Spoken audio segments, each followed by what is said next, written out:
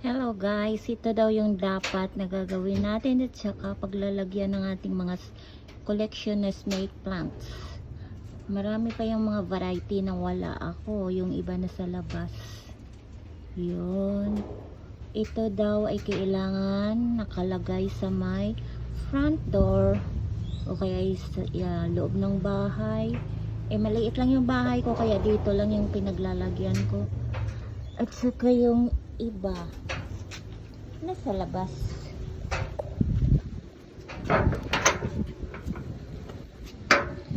Iyan nga yung sapit daw ng bear month.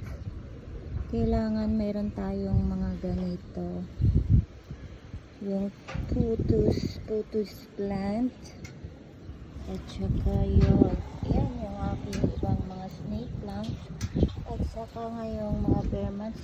Ito yung aking spider plant. Yun.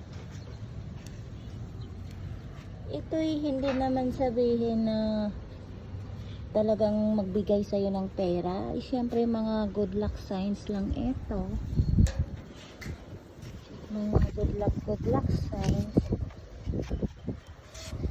na kailangan nating meron. Ito isa kong snake plant, maliit pa, at saka ito. Marami pa akong gustong iipon-iponin. Marami pang variety na wala ako. Yan lang guys. Thank you for watching.